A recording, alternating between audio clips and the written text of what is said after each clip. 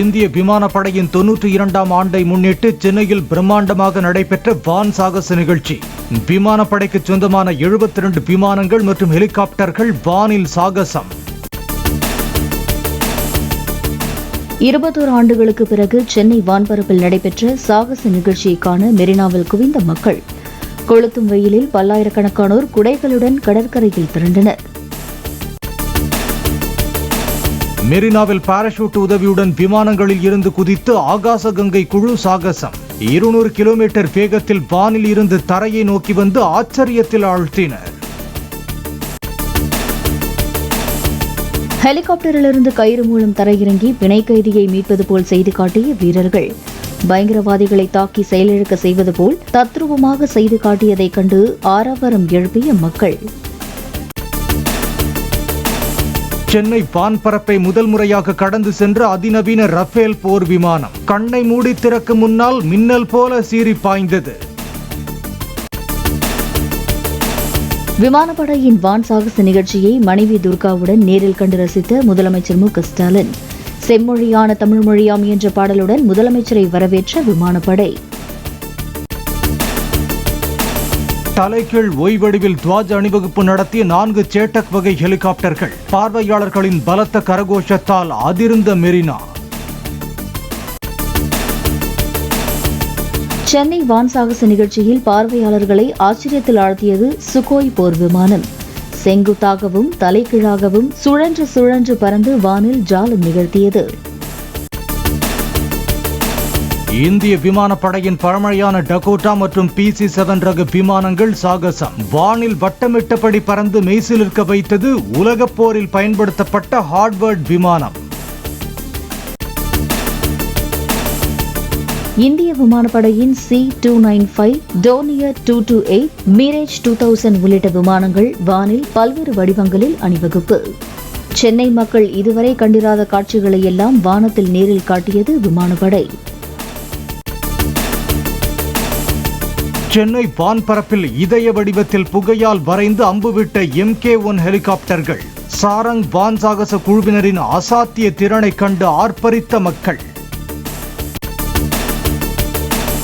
Chennai வான்பரப்பில் அணிவகுத்த IL-78, P-8I, MiG-29 உள்ளிட்ட போர் விமானங்கள். நாலாபுரமும் பறந்த விமானங்களை கண்டு உற்சாக முழக்கம் எழுப்பிய மக்கள்.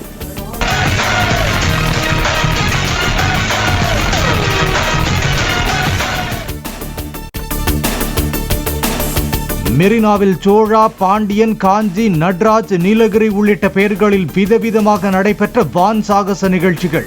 சூரியகிரண் குழுவினரின் விமானங்கள் மற்றும் சாரங் குழுவினரின் ஹெலிகாப்டர்கள் வானில் பல்வேறு வடிவங்களில் அணிவகுத்தன.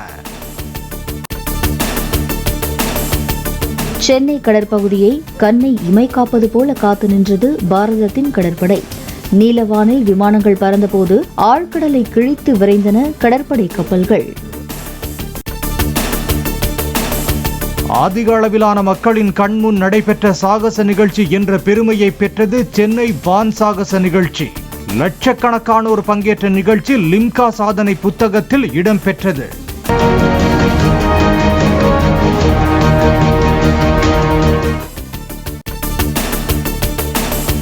சென்னை விமான சாகச நிகழ்ச்சியை பார்க்க வந்த மக்களால் மின்சார ரயில் நிலையங்களில் அலைமோதியது மக்கள் கூட்டம். மெரினா கடற்கரையை நோக்கி சாறை சாறையாக சென்றனர் மக்கள். விமானப்படையின் சாகசத்தை காண்பதற்கு ஆர்வமுடன் திரண்ட மக்கள். வேளச்சேரி, அண்ணா சாலை, மயிலாப்பூர், பட்டினப்பாக்கம் உள்ளிட்ட இடங்களில் கடும் போக்குவரத்து நெரிசல். சென்னை வான் சாகச நிகழ்ச்சியில் பங்கேற்றவர்கள் ஒரே நேரத்தில் வீடு திரும்பியதால் சாலைகள் தோறும் அலைமோதியது கூட்டம். ரயில் நிலையங்கள், பேருந்து நிறுத்தங்களில் அலை அலையாக படையெடுத்த மக்கள். சென்னையில் வான் சாகச நிகழ்ச்சி முடிந்த பின்பும் பல மணி நேரம் சாலைகளில் கலையாமல் இருந்த மக்கள் கூட்டம்.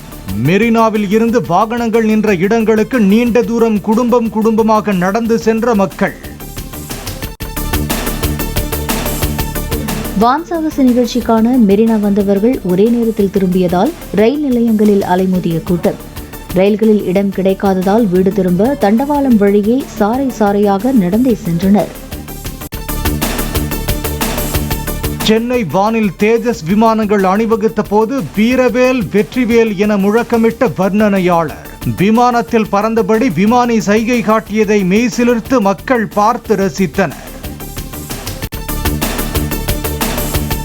திருப்பதியில் பிரம்மோற்சவத்தையொட்டி யோக நரசிம்மர் அலங்காரத்தில் வீதி உலா வந்தார் மலையப்ப சுவாமி. தங்க கவசம் தாங்கி சொக்க வைக்கும் கோலத்தில் வந்த நம்பெருமாளை பக்தி பரவசத்துடன் தரிசித்தனர் பக்தர்கள். நீலகிரி, கோவை, திருப்பூர், ஈரோடு, நாமக்கல் மாவட்டங்களின் ஓரிரு இடங்களில் அடுத்த 24 மணி நேரத்திற்கு மிக கனமழை பெய்யக்கூடும் என தகவல். சேலம், திருச்சி, கரூர், தேனி உள்ளிட்ட 11 மாவட்டங்களின் ஓரிரு இடங்களில் கனமழை பெய்யக்கூடும் என்றும் வானிலை மையம் தகவல். சபரிமலையில் மண்டல மகர விளக்கு பூஜையின் போது இணையம் மூலம் பதிவு செய்யும் பக்தர்கள் மட்டுமே தரிசனத்துக்கு அனுமதி என அறிவிப்பு.